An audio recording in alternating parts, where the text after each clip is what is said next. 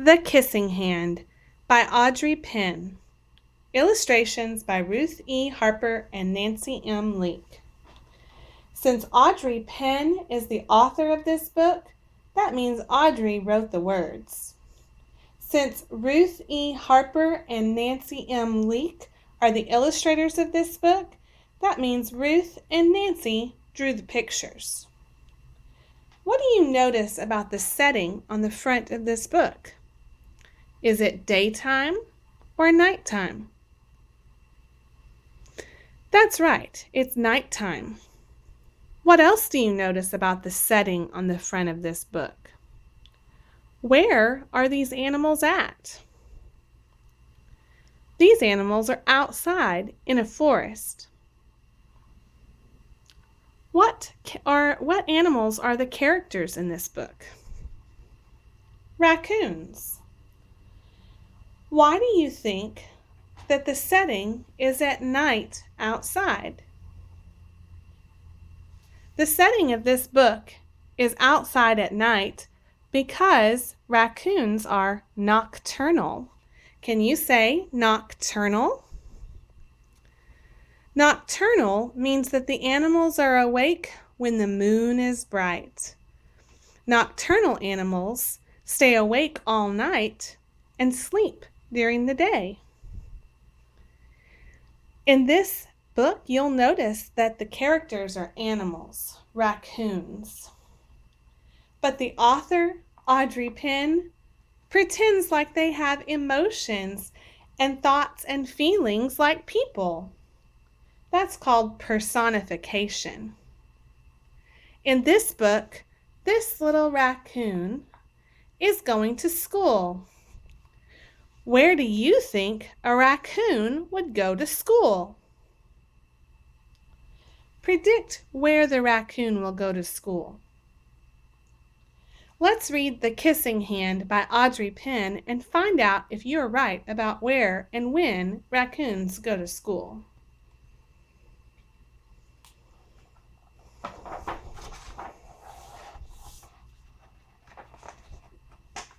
This is the title page. You can tell that the setting is nighttime. These are possums. They're also nocturnal animals. The Kissing Hand by Audrey Penn. Illustrations by Ruth E. Harper and Nancy M. Leake.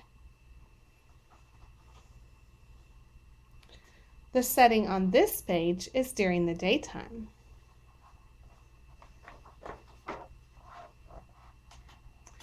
Chester Raccoon stood at the edge of the forest and cried, "I don't want to go to school," he told his mother. "I want to stay home with you.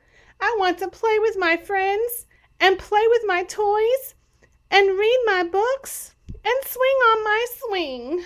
Please, may I stay home with you?"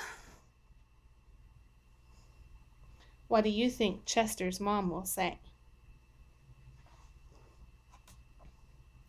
Mrs. Raccoon took Chester by the hand and nuzzled him on the ear. "Sometimes we all have to do things we don't want to do," she told him gently, "even if they seem strange and scary at first. But you will love school once you start."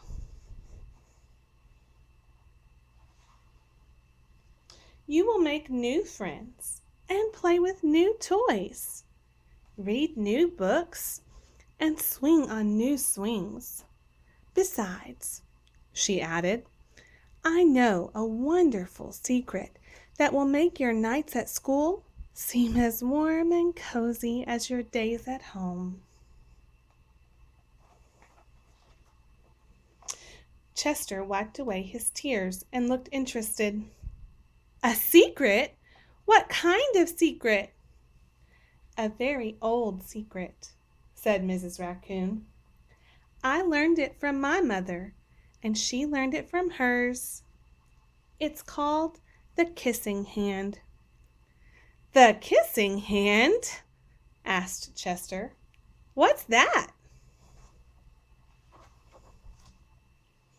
"I'll show you. Mrs. Raccoon took Chester's left hand and spread open his tiny fingers into a fan. Leaning forward, she kissed Chester right in the middle of his palm.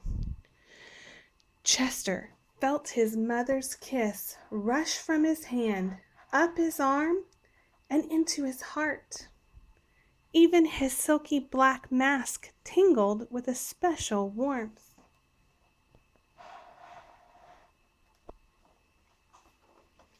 Mrs. Raccoon smiled. "Now," she told Chester, "whenever you feel lonely and need a little loving from home, just press your hand to your cheek and think, 'Mommy loves me, Mommy loves me.' And that very kiss will jump to your face and fill you with toasty warm thoughts."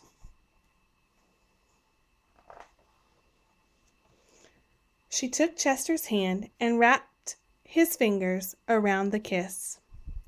"Now do be careful not to lose it," she teased him. "But don't worry, when you open your hand and wash your food, I promise the kiss will stick." Chester loved his kissing hand. Now he knew his mother's love would go with him wherever he went, even to school.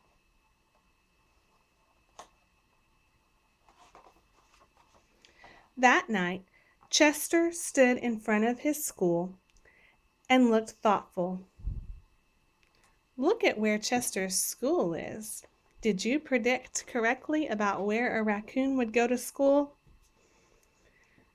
Suddenly, he turned to his mother and grinned. "Give me your hand," he told her.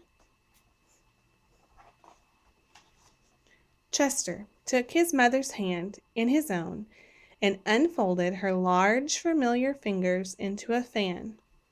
Next, he leaned forward and kissed the center of her hand.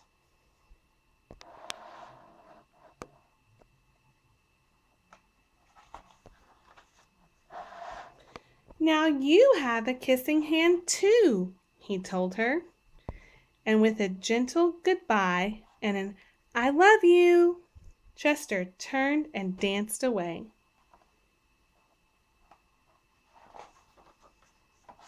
Mrs. Raccoon watched Chester scamper across a tree limb and enter school. And as the hoot owl rang in the new school year, she pressed her left hand to her cheek and smiled. The warmth of Chester's kiss filled her heart with special words. "Chester loves you," it sang. "Chester loves you."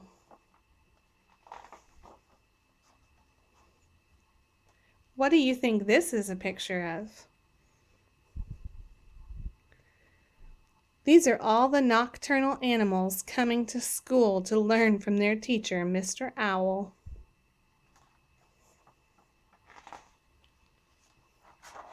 I love you.